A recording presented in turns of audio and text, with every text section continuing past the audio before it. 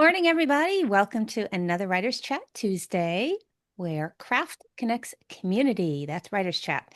I'm Brandy Bro. I'm one of your co-hosts. I'm here with my other one, Melissa Stroh. Norma, she's off sick today, and Johnny's still traveling. We expect them to be back, I think, next week or the week after, real soon. So we are happy you're here with us today. We have a great show today about how to write synopsis, how to write Mhm. synopses, if you want to make it plural. And we have a wonderful guest today. I'm going to pass off the mic to my co-host Melissa, and she will share about our guest. Good morning, everybody. It's great to see you. And we have a few more people coming in as we're starting. So that's great to see too. We have a really good topic today. I'm looking forward to hearing from it. So I'm going to go ahead and just introduce our special guest to you. Jessica R. Patch is a New York Times publisher and Publishers Weekly bestselling author. And she has penned over 30 novels and is known for her pulse pounding plots, emotionally charged characters, and signature twists.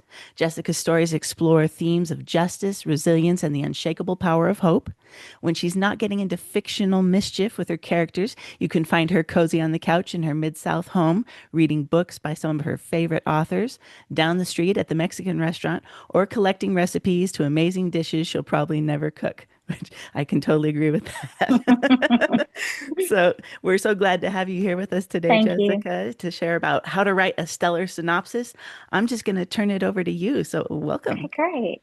Thank you so much for having me. I am that weird author who loves a synopsis. It is one of my most favorite things to write, but most of my friends and most authors and writers I encounter see it as the dreaded synopsis. And I think, Pam, you may have put that in the chat and it made me laugh when I saw it during the introduction because that is so true. Most writers dread it because they feel a lot of ways about it. First of all, how do I take a massive story, especially if it's a complex story, and crunch it into a page to 3 pages or even to 5 pages? That seems like a daunting task. And it can be. That is true. I'm not going to negate that.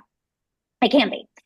But they also don't like the synopsis because they feel it can take your creativity away. I've heard that too. If I write a synopsis, then when I'm actually writing my book, then I feel bored because now I know everything. And so the joy and the pleasure of discovering new things is now sucked away. And that's not necessarily true either. The truth of the matter is, if you're writing, you're always going to have to write a synopsis to, if you're querying an agent, when you send your book to an editor, you're going to have to write one. And depending on the house that you publish in, you will have to write, I have to write a synopsis for every book. So this, they call it a proposal. And I don't know why they do that. It's not really a proposal, but it's a synopsis and sample chapters. And every time I get ready to send in the book, like months before, I have to send in a detailed synopsis to my editor. But I'm okay with that. So I've learned, because I write for Harlequin, HarperCollins, I absolutely have to have one every single time. And so it's actually to the point where I think, I don't know if I could do this without one anymore. But when I first started writing, probably like many of you, I would see scenes in my head. I would see characters in my mind, and I would have a little bit of what the story's about. I could kind of sense what they were going through. And then I would just start writing for fun because it was fun. I didn't have deadlines, I didn't have contracts. It wasn't work yet, it was just fun.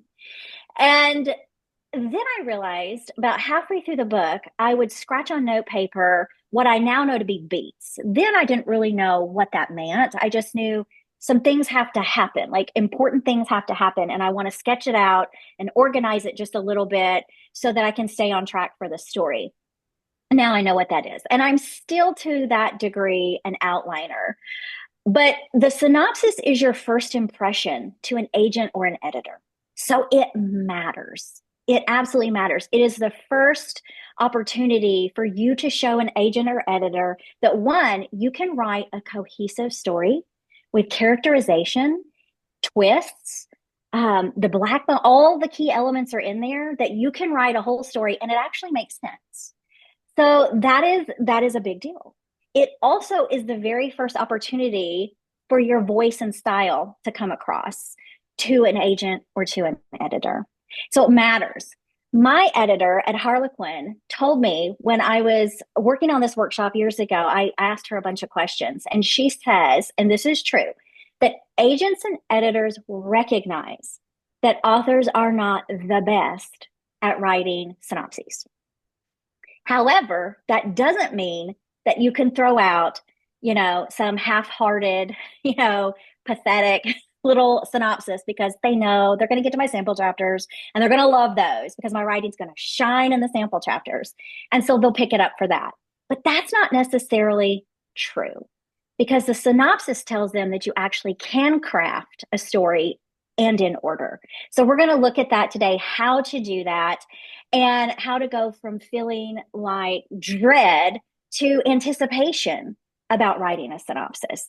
And I think the first thing that we have to do is change our perspective. Perspective matters all across the board in everything. When you change your mind about something, something can become easier or it can become more difficult depending on what you change your mind to.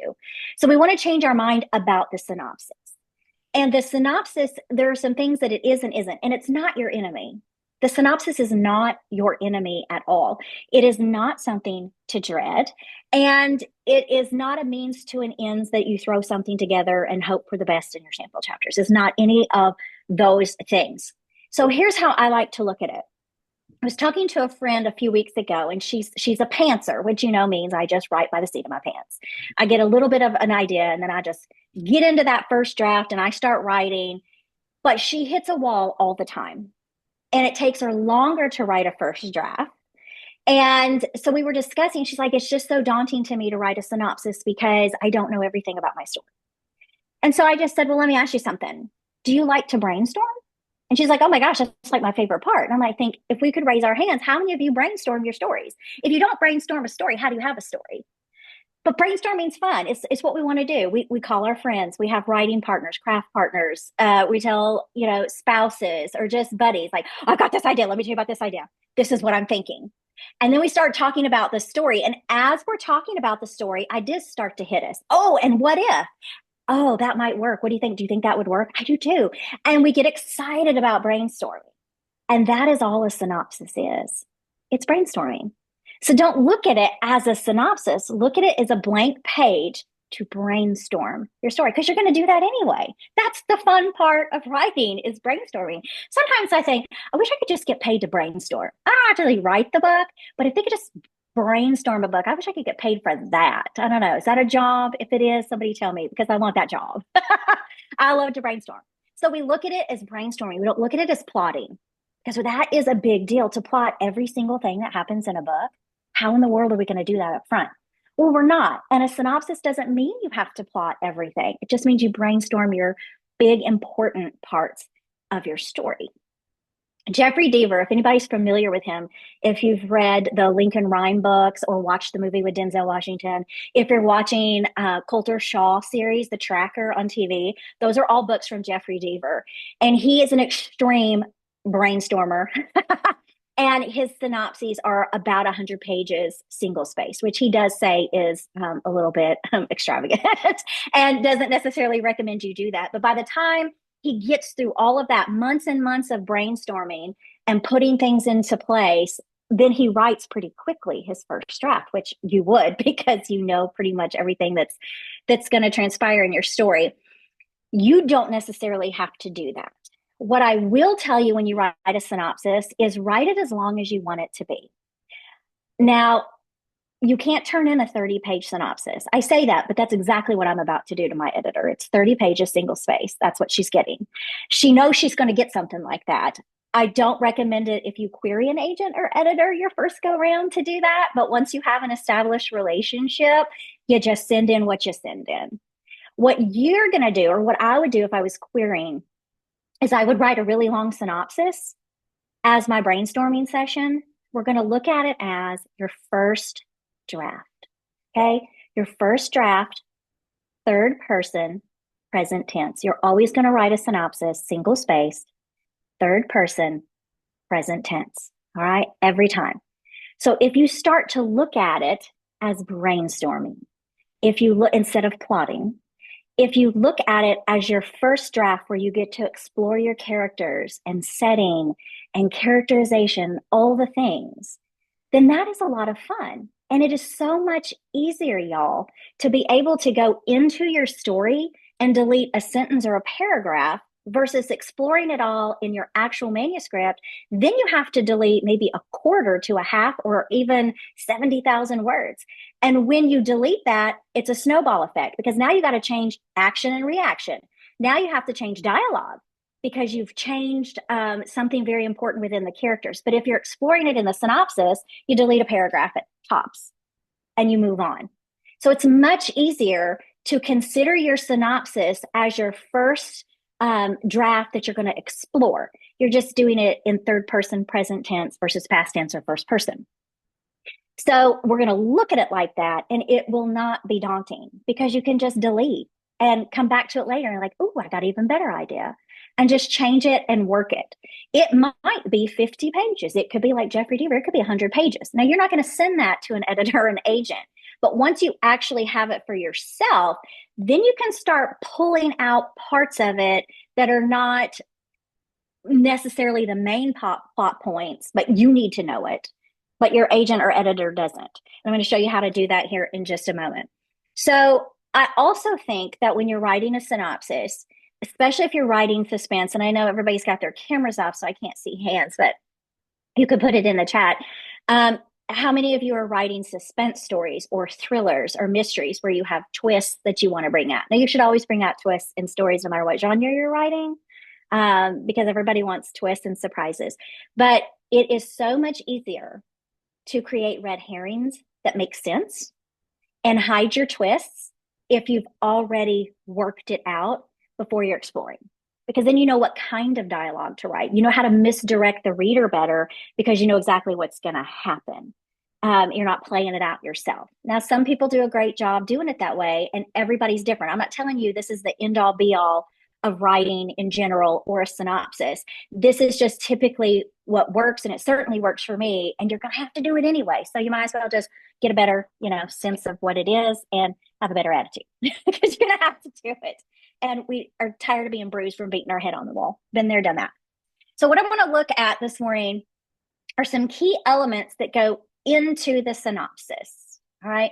So the way I do it, and we're all different, we all learn different. So I may make no sense to you today. You may walk away and be like, I got nothing out of that. That's fine. Just don't tell me. So you might. So I went to several different classes on Scrivener, and I know some of you may use Scrivener. I cannot wrap my brain around Scrivener. I don't care who teaches it. I cannot wrap my brain around it. But I can wrap my brain around Plotter, and I use Plotter religiously. And it's kind of the same thing as Scrivener, but for whatever reason, it works with my weirdo brain. So what I like to do is I brainstorm on a synopsis, and I get it all written. It's not polished or anything like that. It's just all written out. And then once I feel good about it, I'm like, yep, this is really where I think I'm going. Then I like to take my important parts, what I call the beats, like the inciting incident and all the things that we're going to talk about here in just a second. I put them into my scene cards so that I know what's going to happen. That way I can start shortening my synopsis to a new editor or new agent. I don't bother with my, editor for all my books. She's getting 30 pages. She can skim it, but I don't want any questions. So I don't want to hear, I have a few questions before I put it through for payment. No. I want my money. So here it all is. And you're not going to ask me any questions because I've answered everything in 30 pages.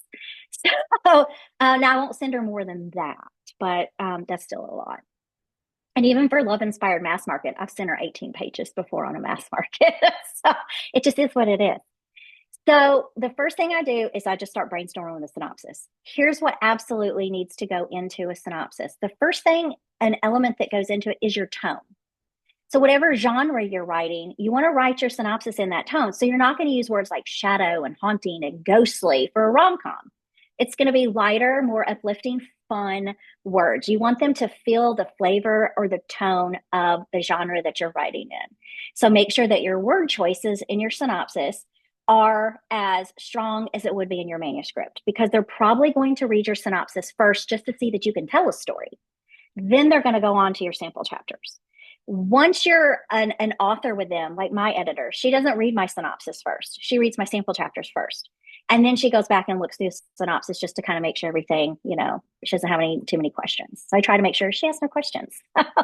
But you're going to want to recognize that if it's a first time for you, they're going to read your synopsis first. So they're going to recognize your style and your voice. So you want your style and your voice in your synopsis. So I highly recommend writing your synopsis, not like bullet points or like like a characterization. And I'll see that sometimes in synopses when I'm critiquing them for other authors or writers before they submit, and they've got a whole paragraph that is like a characterization or like a little paragraph about backstory. So here's this character, here's what he does, this is what he's going through, this is his backstory, and then I see one for a heroine, maybe potentially for a villain, and then I see like the setup. And that's very clunky and disjointed. And I'm not saying that you can't write a cohesive story, because you probably can. Synopses are just hard. But if I was an editor or agent, I would think, can they not put this into a cohesive story? Why are we separating and compartmentalizing what should be filtered into an actual synopsis? So that would make me hesitate. And then I would read your sample chapters for sure. So you want to write your synopsis. It is your book. You're literally telling your story, third person present tense. You're literally telling the story. So you can sprinkle in backstory. Absolutely. And you should. It shouldn't be in some like bullet pointed list. So you're going to set the tone, and then you're going to immediately let the editor agent know in your synopsis who your protagonist or hero heroine is, because you might be writing, a romantic suspense and you need both. So if it's a subplot, you don't necessarily need that. I'm not saying you don't need that, but it depends on your story. And I'll explain that in a minute. But let's just start with the protagonist or hero heroine. Who are they? Typically, we start out with FBI agent so-and-so. So now I know immediately in one or two words that they're an FBI agent, FBI profiler, top chef, homicide detective, whatever they are. It's right there in a couple of words. And then who they are. What is going on in their life? So you want the editor or agent to know, who is your character? In a nutshell, who are they? And what are they going through? So that's where the goal motivation comes in immediately.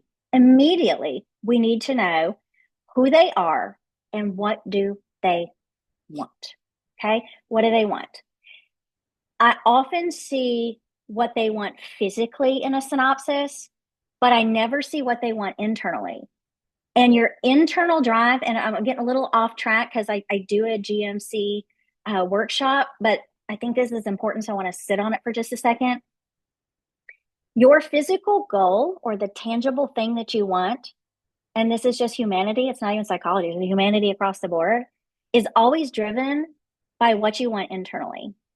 There's always a deficit within us. If you're a Christian, it's a spiritual deficit. I mean, it's a spiritual deficit if you're not, but I'm just saying that it is a deficit there that you need. There's something internal that you want, whether it's like you might want security or safety, because your backstory is maybe you grew up in the backseat of a car because your mom was a drug addict.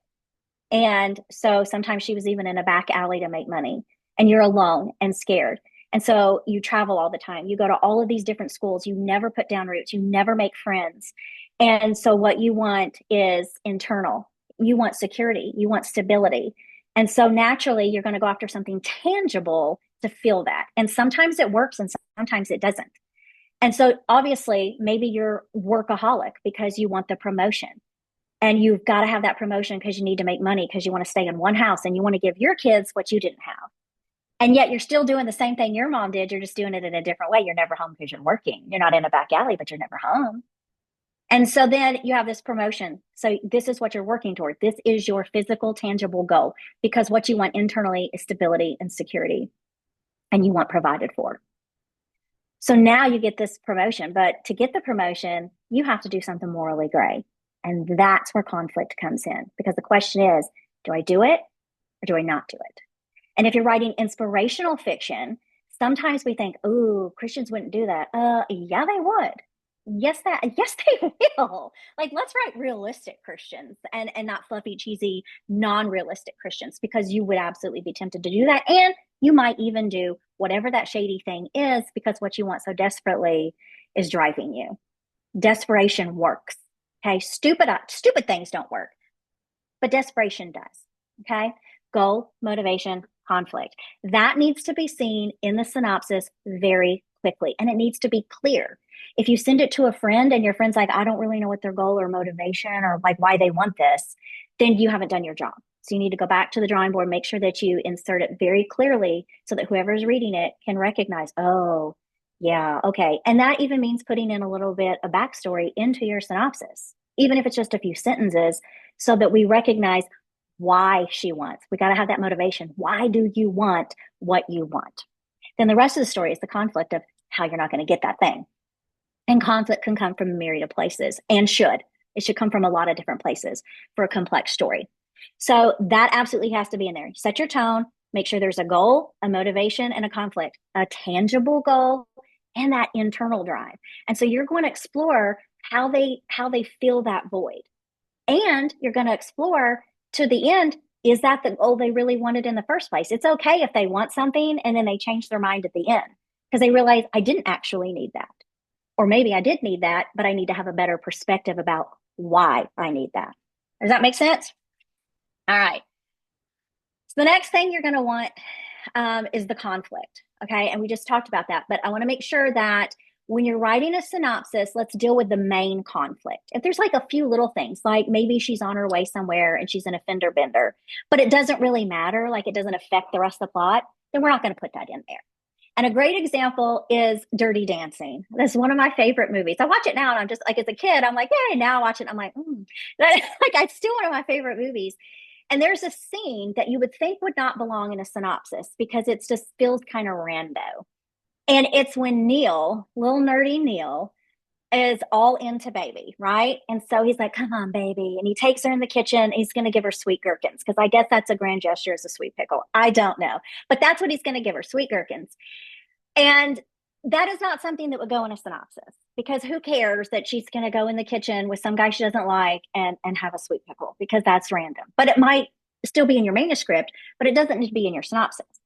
But in this case, it does need to go in the synopsis. Why? Because in the kitchen where she's with Neil is the other dancer who's in a corner crying because she is in a major crisis. And so she tries to get Neil out of there so that she can take the dancer back to her friends and to Johnny. And that's when we find out that she's pregnant and, you know, she needs to take care of the situation, whether you agree with it or not, but she's got to take care of the situation. And that puts baby in the place to dance with Johnny. And that's where everything else, that's that hinge that the rest of this movie swings wide open on. So it is important to your synopsis that she goes in there for a sweet pickle with Neil. If she's just in there for a sweet pickle and she thinks this guy's an idiot and I don't really want to date him, it doesn't belong in your synopsis because it doesn't matter. But it does in this case. All right. So we want to make sure that conflict that matters, conflict that pushes them forward into an important place, whether it's an emotional place or a physical place. Like for her, it's a physical place because she gets to see this dancer and then figure out what's going on with her. So it's an emotional part of the conflict, right? And she's also trying to hide him from her. So that's good too, because we're seeing two social classes and things going on there. So a lot of it makes sense. So you want to make sure that if a storm is coming, it doesn't necessarily need to go in your synopsis unless that storm is going to wipe away evidence or it's going to snow them in and they're not going to be able to get out for a certain reason. Then we're going to add in the weather plot conflict if it matters to the story. If it doesn't, you don't need it. Okay? You don't need it. Key scenes that need to go in. Obviously, and y'all know this as writers, your inciting incident. It is that one particular, or if you're writing a rom-com, it's your meet cute that has to go into your synopsis. So you're going to open it up with your person, what your person wants, what they're after, a little bit of their internals. Who are they? What's driving them? How do they feel about this situation? It is okay to put characterization into your synopsis. And as you write it for yourself, you have to do that because you have to explore who your characters are. and what they want, and how they feel about things. That's super important. How your backstory is so important to your synopsis and story, to everything. It's where your twists are going to come from. It's where all your juicy secrets are coming from.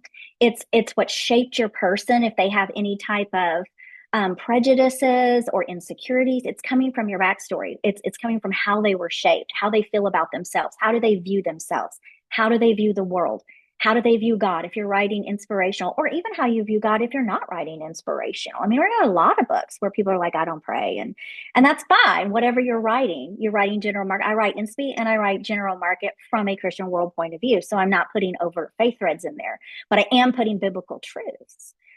Which are just good for anybody to live by, like be nice to people, like don't murder people, don't stab anybody today, like do nice things. So we want that inciting incident that sets everything off, and we want it to come pretty quickly in the synopsis. It doesn't have to start off on the first sentence. And I usually don't even do that. I start with my character, and I start with the characterization and who they are and what they want, and just a little bit, maybe a paragraph, no more than that, when I actually turn that synopsis in.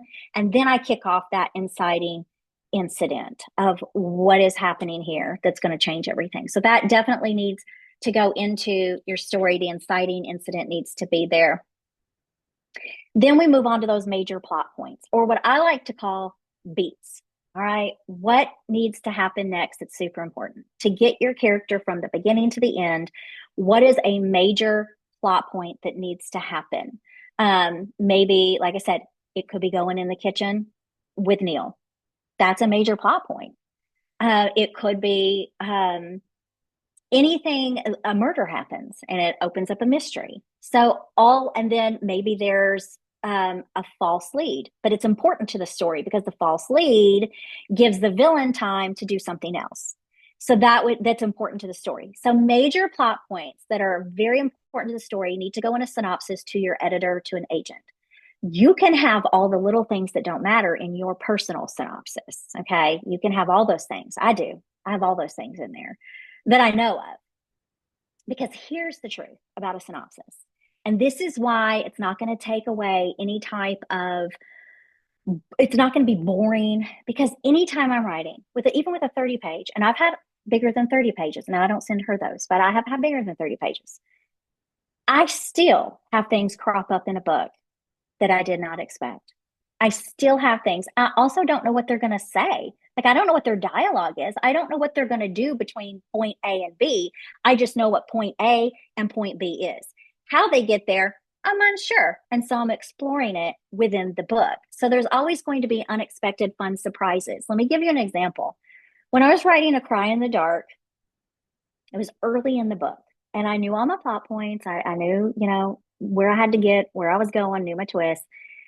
But I was just free writing in my manuscript, as we do. We're just imagining it like a movie in our heads. We're just putting it out on paper.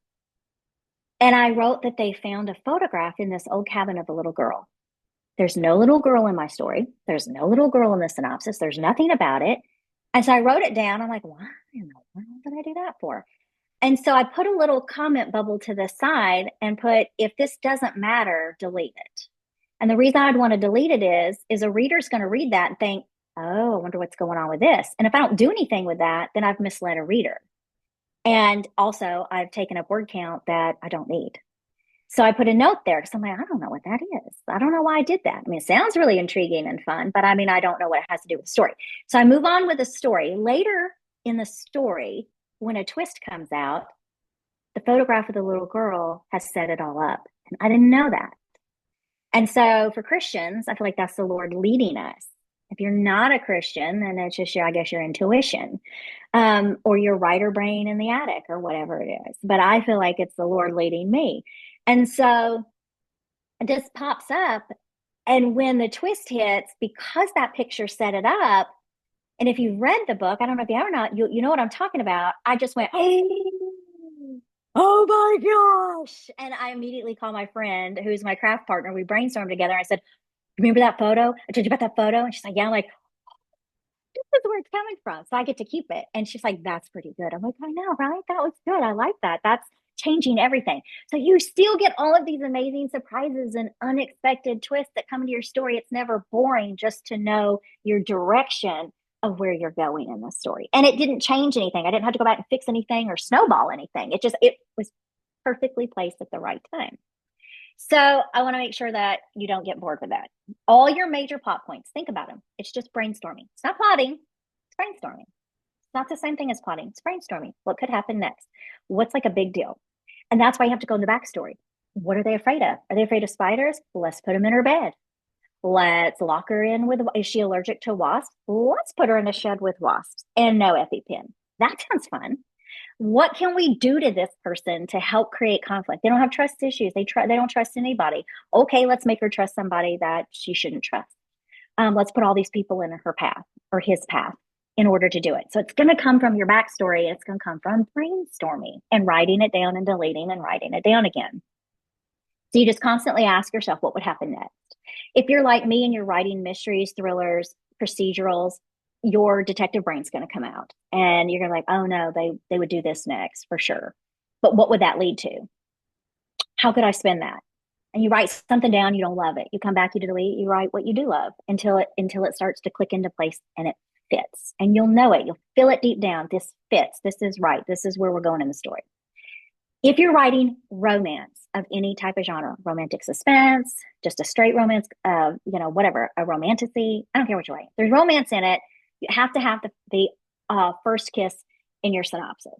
I like to put the almost kissed in a synopsis, but you don't necessarily have to. I just like to. Because I think the almost kiss is almost as important as the first kiss, in my opinion. So, but your first kiss needs to be in there. And the emotional impact needs to be in there. So we need to see, if you're writing a romance, you're writing your major plot because they want something besides a guy. Okay. Otherwise, it's a straightforward story and it's probably a good story. But if you want a complex story, then they want something in spite of or in addition to the person they're falling in love with. Okay. And if those things are opposite, that's even better. So you want to make sure that when you're writing your synopsis, that you're filling in how they feel about the person when they see them. Okay. So their first impression of the person, they can be attractive, but be someone you don't like. You know, it's too bad you look good because you really are a jerk or you're a real ice queen, but but you're pretty. So there has to be attraction. There does. There just has to be attraction in a romance. So how do they feel about that person? That needs to come out immediately in a synopsis when they see each other. And the first time they meet in a synopsis, put that in there in a few sentences. How do they feel about it? What does that person make them feel? Ragey? Shy? Whatever it is, we want to know. And then we want that romantic conflict to be very clear in your synopsis. Why can't she be with him? Why can't he be with her? Like he's a really nice guy and he's attractive. But I had a really bad relationship with an employer. And so now I refuse to have workplace romances. And he is my employer. So no matter how sweet he is or how much he does for the community and how much he makes me go, aw, the answer is no, because I don't get into workplace because I need this job. And why do I need this job? I need the promotion because I'm trying to put money down on a house so that I can put down roots for my child. And so therefore, I'm not going to mess this up. So no matter how much I like him and how emotionally bonded I get to him, and hopefully I won't be, but no matter what happens, the answer is no. Okay, so that sets up the romantic conflict very quickly in a couple of sentences. And that's what your editor agent wants to see, that, oh, it's a workplace romance, which is a hook, by the way, and a big trope in stories. So, and it's a good one, and it's been lasting for years. So that needs to be in your synopsis immediately. Why can't they be with each other? And the same thing for him. So in the next paragraph, we're in his head, right? And because if you're writing a romantic suspense, you want your hero and heroine point of view in your synopsis so that we know both are in there. All right. So the hero sees her. What does he think about her? And why can't he be with her? What is that? And it has to be a strong, strong conflict. It can't be because I overheard 5 words 25 years ago and it's a misunderstanding. So that isn't going to work. It might fly for a chapter or two, but it's not going to fly for a whole book. not in the age we live in. Unless you're writing historicals and you're chaperoned all the time, it's potentially you could get away with a misunderstanding, but not in a contemporary book. You can't, not for very long. So it has to be a stronger conflict than that. And that needs to develop in the synopsis as well as the main plot. But you only need a sentence or two to do it if you do it very clearly. Does that make sense? I feel like everybody's nodding. Everybody's nodding. So, romances, make sure that romantic conflict is in there, and that as your synopsis progresses, even if it's just a few times, that you see main plot points that connect them emotionally. But yet they still can't be with that person, even though now they see them maybe in a new light. Maybe they go through something that pushes them together. Those types of plot points or main beats, whatever you want to call them, they're all kind of the same thing. Some people call them pinch points and plot points, which I don't understand pinch and plot points. I like to just call them beats. The thing that needs to happen next is important, and it needs to be there. All right. If you're writing a suspense, a thriller, key danger scenes or attack scenes need to be in there. So, not every little attack scene. So, like maybe they get run off the road and, they get run off the road. Big deal. That's just part of the story. They get run off the road. You don't need to put that in there. If they get run off the road and they're waiting on a tow truck and they have a first kiss, that needs to be in there. If they're ran off the road and they're waiting on a tow truck and they decide to share their backstory and it emotionally bonds them, that needs to be in there. If they're run off the side of the road waiting on a tow truck and they see something happening that's important and they need to go chase that down, that needs to be in the synopsis. But if they're just stranded on the side of the road because they've been shot at, then that doesn't necessarily need to go into the synopsis. At least not for the agent and editor, but maybe for you, so you don't forget it. All right. So major attack scenes, danger scenes, key scenes. If you're writing a procedural, the major parts of the investigation need to go in there. Not every dead end needs to go into the synopsis for the agent or editor, but the main ones that cause the next thing, or they find a dead end, or it leads them down a different trail, those things have to be in there so that we understand how that investigation is going, and that we can see that, okay, this all makes sense. And then you're going to add your twists and reveals. So your twists and reveals need to be told in a synopsis, and they need to be told exactly when it happens in your book. And I have seen synopses where for some reason they're talking about the twist early on in the story. And I'm like, now, this hasn't happened yet. It happens later toward the end if there's a big twist, or your villain reveal. Let's not reveal the villain until we reveal it in the book. So when you're writing a synopsis, you want to surprise the agent and editor. You're going to tell them the whole story, but you want them to be surprised when they're reading it. You want them to feel as misdirected as the reader is going to feel when you actually turn in the book. You want to do it with your synopsis. So you can ask questions in a synopsis. For example, you're writing in deep POV, because I feel like that's important, that you're in your character's head during your synopsis as well. It's showing your style and your voice so they can ask questions. For example, why would somebody do that? That doesn't make any sense. Maybe they were having an affair. And so they ask that question. They would ask it in the book when they're investigating, because that makes sense. And then later you're going to answer, okay, they weren't having an affair, they were doing this. And at that time, you put it in your synopsis. That way they're seeing that you know how to create a story with misdirection, and you should be misdirecting your readers no matter what genre you're writing in, because you want them to be surprised about things. So whether it's a romance or a women's fiction or a cowboy book or a horror novel even, you want to misdirect them in every way that you possibly can misdirect them, so they'll be super happy and surprised later when they get to it. You want to do that for your agent and for the editor as well.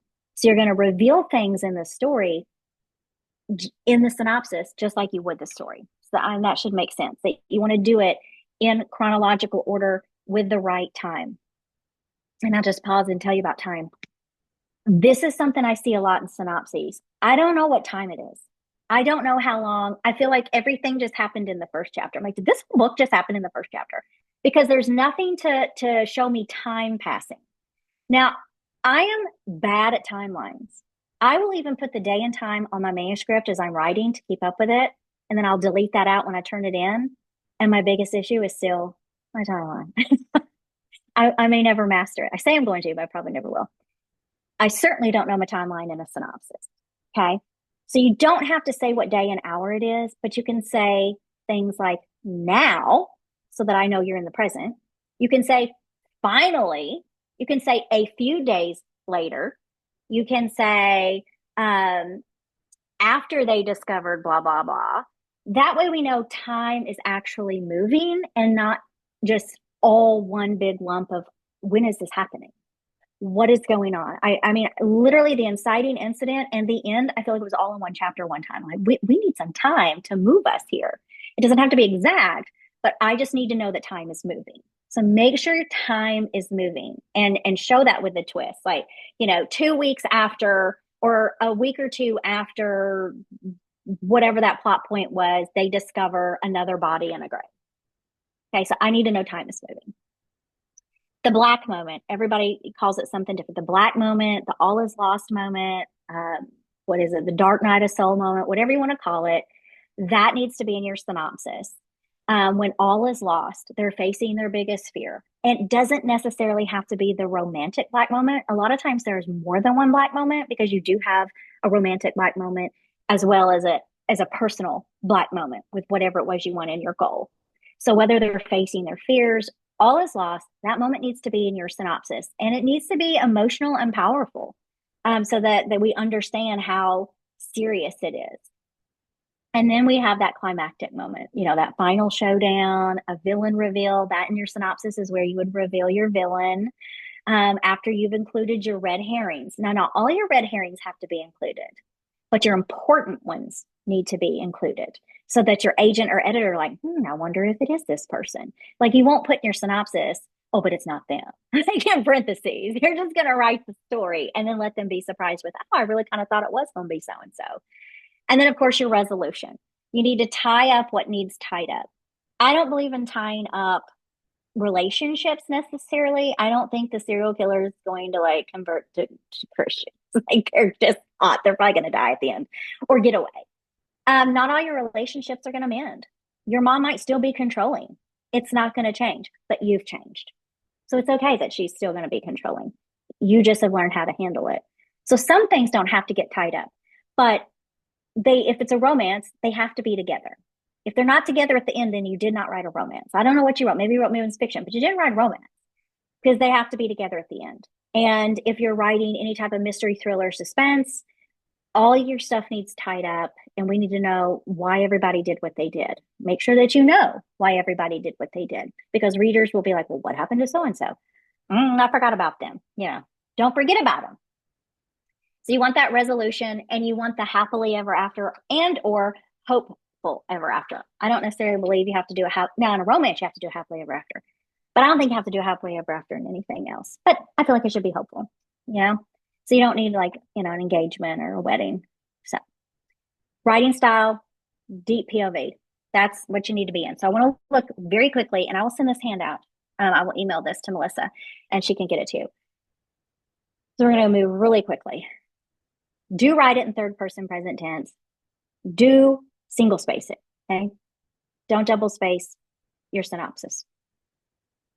Do include pertinent characters. You can bold type them, you can capitalize them, or you can do neither. That's really preference. It used to be like a big deal. You had to put them in all caps and bold them, but you don't have to do that. You can if you want to, but you don't have to. But your pertinent people need to be in there. If your subplot is super pertinent, if you're writing a 1-page, leave your subplot out. If you're writing a 3-page, leave your subplot out. But if you're writing a longer, if your editor's like, give me 7 to 10 pages, you might want to include your subplot. But if you're looking at a 1-page, you don't have time for that. You don't have time for that at all. Do follow what the agent or editor tells you to do. So if they say a 1 to 3, don't give them 4. Okay, that's automatically going to tick them off, and you're going to just fall down the wayside to somebody who did what they did ask for. So you want to make sure that you do what they request. So you need to look that up and find that out. Okay, you have to do some research there. Do state your premise of your book. Like, what is this book kind of about in tone early? You're going to write it linearly. You're going to write it like a 3-act structure. So beginning, middle, and end, just like you would your book. Do begin with your main character or your villain, depending on what's going on in your story. Do show their emotions and feelings about things, because we don't just want to see a plot driven novel. We want to see characters. Here's the deal, and this is the truth. People will come to your book for your plot, but they will stay for your characters. That's the truth. Your plot's on your BCC. They're coming for your plot, but they're staying for your characters. So let the agent and editor know that you know how to write characters that people will root for and love, and that are emotional, real, realistic people. So you want to make sure that you're showing their emotions and feelings about everything throughout the synopsis, even if it's just a word or two, or even if it's just, they slam their fist down. Okay, well, we already know they're mad then, don't we? So we're seeing that there. Do include their age and gender without making it obvious like a dossier. Okay. You're not going to do a character sketch and then write your synopsis. You're going to just show that just like you would in a manuscript, right? Write tight, polish, get those weasel words out so that you can condense it to get it to where it needs to be. But all that comes after and later that you get it all down. And have fun. Like, you're not going to die doing it.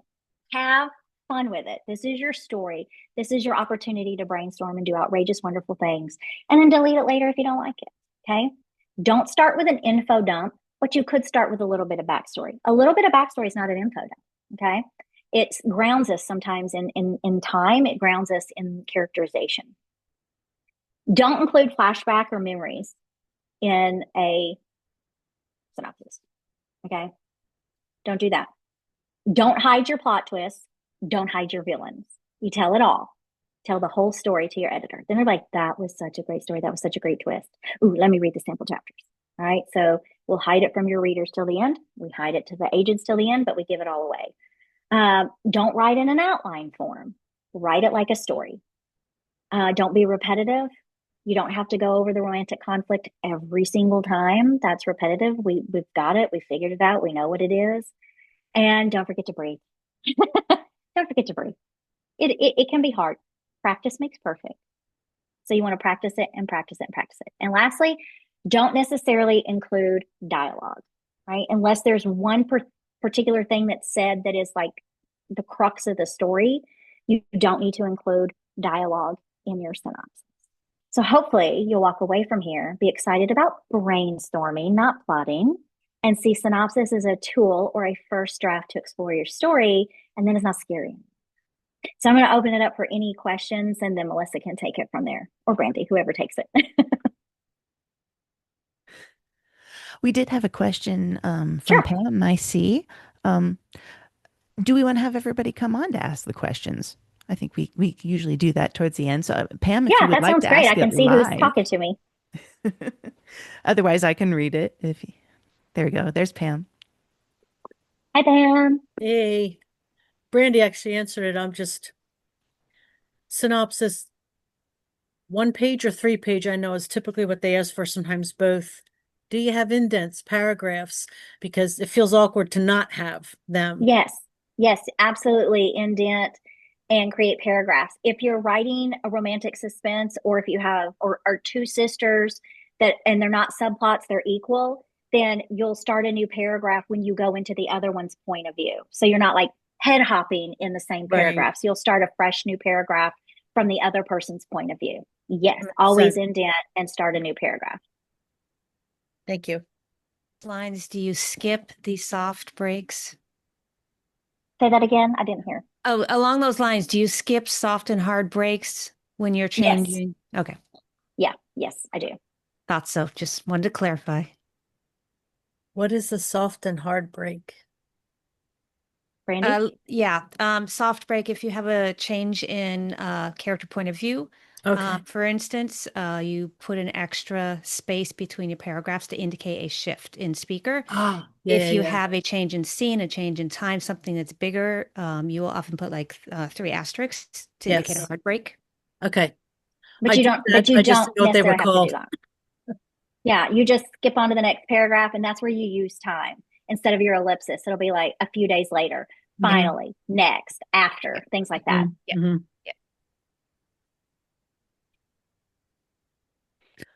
I was scrolling through to see if there were any others. If somebody else has a question that they'd like to come on and ask it, they sure can, or you can post it in the chat and we can read it. Do you always write a synopsis before. I've never written one before the story. I have my loose outline for myself. But when I go to write a proposal or a query letter or something like that, I do the synopsis when the story's done. I have friends that do that. I don't. I write the synopsis first because to me, that is my first exploration of my story. So that is my story. And Okay. so I work the synopsis first. Then I write the book. But it can go either way. If you just are adamant you're not going to write a synopsis and you hate them, then write your story first. It does not work that way at my house. So I can't write the book first. Like I literally have a deadline to turn in the synopsis and sample chapters, and it's Right. always before the book. So I mean, I don't have a choice if I wanted to. Okay. I have to say though, even if you don't typically work that way, writing a synopsis can really help in, say, reverse outlining because then you can double check to make sure you have all your beats and plot points Yes. in place. You haven't and that you haven't missed anything. So always a good idea to do that synopsis anyway, just to double check. And then it works well for your marketing. If you get your book somewhere, and you have that synopsis, they can take that and use it for marketing material. Absolutely. Catherine says, I do the synopsis in my head. I do too, but then I do put it on paper. Yes, yes, yeah. Then you have back cover copy, which is I'm totally at the age different. where I can't remember. Yes. I write everything down. But like back cover copy is totally different because you don't want to give Yes. away, No, you don't want to give synopsis, it you give away. everything away because the editor wants to know where you're Right. started and where you're going and what happens Right. getting there. Right. Less is more on a BCC. Less Yeah. is not more in a synopsis. Yeah. Hmm. Well, so Leslie's like, is it better to write the synopsis before you start writing your first draft? But as you said, a synopsis is really can be like an exploratory first draft. Mhm. I think that is Yeah, perfect for planners, those it that love is. to plan but pants at the same time. And then we have a question. Can we find an example of finished synopses anywhere online I'm that you sure know if of? you I'm sure there Googled are. it, you probably could. You could probably say, give, Google synopses instruction or something like that, and one that somebody has written has popped up. I don't have one personally. I know that my publisher has one, but I think you have to actually be an author for them before you can even access that. And they showed how to write one. And it's basically what I just said. But if you want to look at something, then you could probably Google show me an example of a synopsis, and probably a million things are going to pop up for you. Yep. Of course, a lot of time people will also think, how do I format my actual document? Do you want to You speak to? mean like you mean like Times New Roman 12 point? Mhm. Is that what Yep. you mean? Yep. Yeah, just single spaced. I use Times 12 point, and I do point 0.5 indentation, and it automatically does it for me. And I mean that's it. 1 inch margins all around. Yeah, Although, yeah, I have and seen just some publishers that will specify, I want styles to identify your paragraphs and your headings. And then you oh have wow. others that are like, no formatting, plain text, don't even indent your paragraphs. So Oh wow, I've never to, experienced that. it goes back to read guidelines and follow what it Do what they says say. for Yeah, do what where they you say. want to submit. Yeah, I cannot stress that enough. Read and follow guidelines.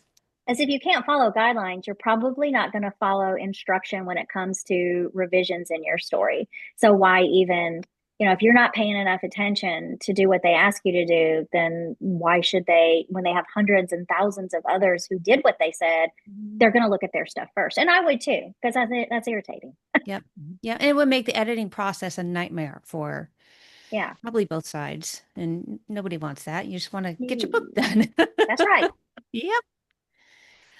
Do we have any other questions before we discuss what we have coming on next week? I don't see I any in the chat. Did you see any others? I couldn't Because come across any that I noticed. Lots of good comments though.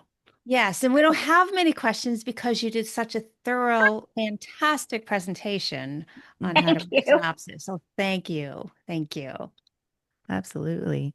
And yeah, I've I'm I've looking through got the lots chat to just to contemplate going into my next synopsis writing. So thank you for that. That's been great. good. Lots of Good. I'm so inspiration. glad. I Um, have found in working with some different manuscripts and seeing other writers that sometimes, and I do this myself, sometimes the first draft can end up being a character sketch or Yeah, more like a synopsis. And as a writer, you sometimes don't recognize that, and you can start polishing true. a character sketch or polishing something when it's really you've written a synopsis and you need to change it a little bit more. So Yeah. I think we could be inclined to write a synopsis and just not recognize it. So Not know you've done it because it was so easy. And you're yeah, expecting yeah, it to be yeah, really hard. And I've yeah. done that too. I've gone into Plotter where, and if you use Scrivener, there's a place in there where you can put all your character information.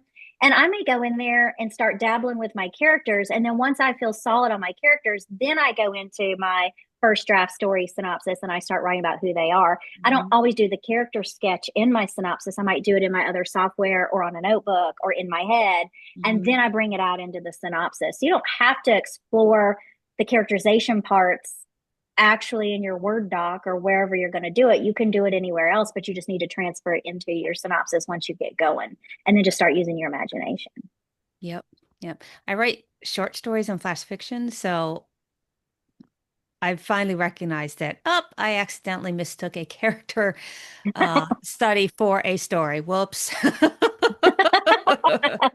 But yeah, but it makes synopsis writing so much more interesting to me. But I know I don't look at synopses as the dreaded synopsis like most everybody. So, oh well. Oh, that's true. We're wild cards out there. Yeah, yeah. Editorial brain. Thank you so much. This has been a Thank fantastic you. presentation. We would love to have Thank you you come so back much. sometime if you I were would love to do that. open to it. Yep. Melissa, do you want to share about next week? I'm gonna absolutely. slip out. I'm gonna babysit my grandbaby, so I'm Okay. gonna slip out to go do that. But thank you so much for having me. Okay, thank you so Absolutely. much. Thank you, Jessica. So next week, well, actually, in the next 2 weeks, we are going to have Zena Dello come back as a return guest to do a deep dive into screenplay writing. So you're going to want to join us if you've ever written a screenplay or you're interested in writing one. The first week, this next coming one, she's going to give you the basics of what is essential in screenplay writing. And then after that, she's going to go into live critiques to give you samples. So we look forward to having you there for those who are part of the Writers Chat group, because this is something that's only offered to Writers Chat. You can find the submission information and everything you need within our group pinned up at the featured section of the Writers Chat Facebook members group. And if you are interested in screenplay writing and taking advantage of this opportunity, then you can join us in Writers Chat Facebook group on Face. Yeah, reiterating the same thing over and over. Facebook group. Yep. That's pretty easy to find. Yep. And Yeah. What go else? ahead, Brandy. Ah, closing statements. Yay. Yay. We thank you for watching us if you are watching us on YouTube. Yes, if you want to be here live, check out the Facebook group. And if you are on Facebook and you're happen to catch this and you haven't subscribed to our YouTube channel yet, please do. We would appreciate that. And you would also be able to get notifications of when we post our replays. But we're here most Tuesdays live at 11 o'clock a.m. Eastern Time. So we would love to have some new faces. And the way you can do that is by joining our Facebook Writers Chat members group. So I think until next week, we will say goodbye for now. But that those who are here, please stay for the after party. Thanks for All being right. here. Thanks, everyone, and bye.